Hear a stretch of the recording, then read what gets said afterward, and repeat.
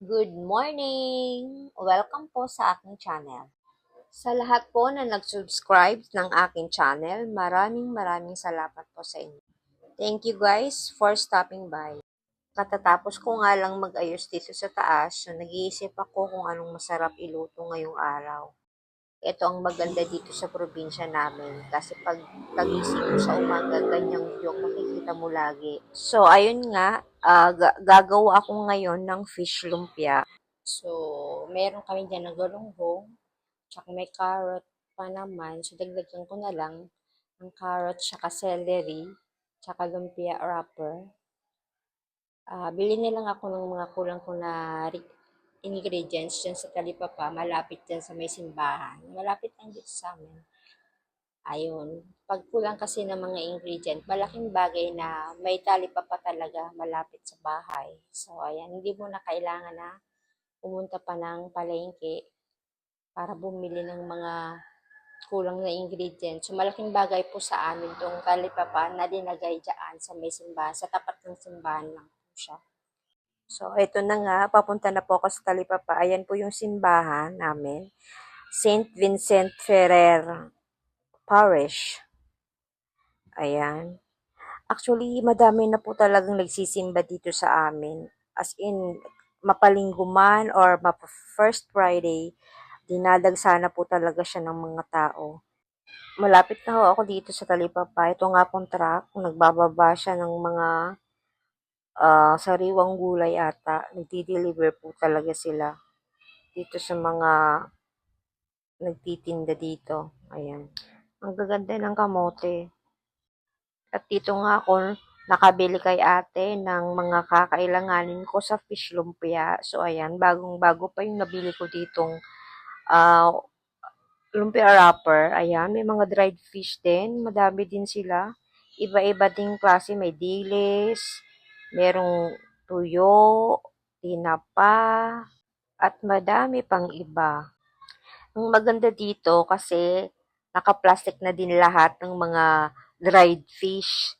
So, ayan, pipili ka na lang talaga. Tsaka sariwa-sariwa yung mga gulay nila. At ito na nga yung nabili ko doon. Bumili ako ng kamote para kay mama.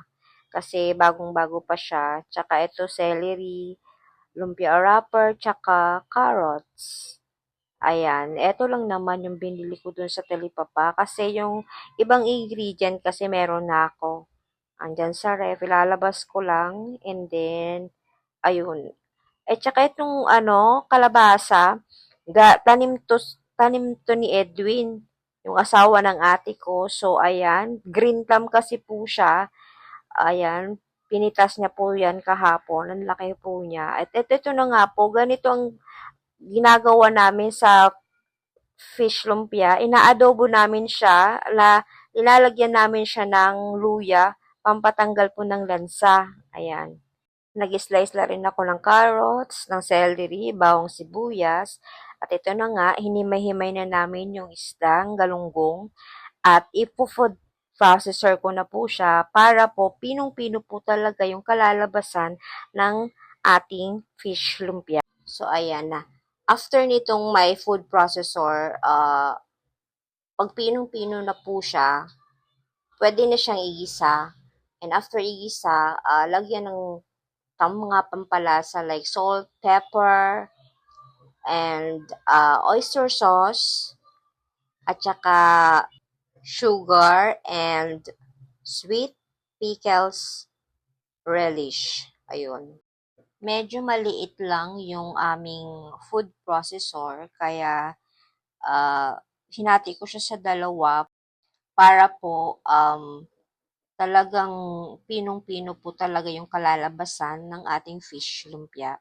Hindi ko po siya pinuno masyado kasi po pag na food processor na po siya, dumadami po talaga siya kasi napipino po kasi siya.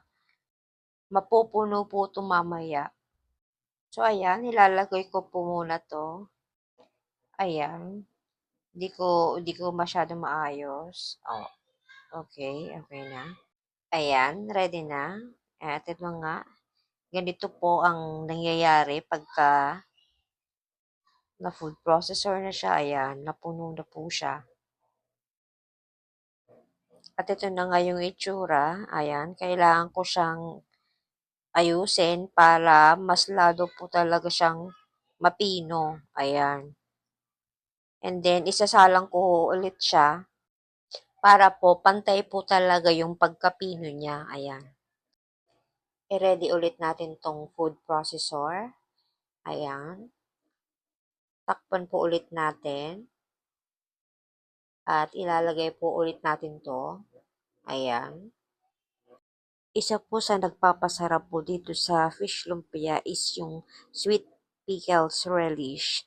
Isa po yun talaga. So, matamis-tamis siya na medyo maasim-asim. Na nagbabalance lang po talaga yung lasa niya sa lumpia.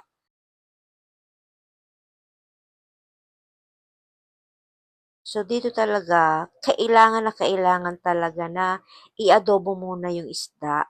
Yun po talaga yung isa sa pinaka-importanting step dito sa paggawa ng fish lumpia. I-adobo muna na may luya talaga. As in talaga, sobrang nakakasarap talaga at nakakawala talaga siya ng lansa. Napaka-simpleng gawin po to sa bahay. Pwede po tong pangbaon. And at the same time, pwede po to sa lahat ng occasion.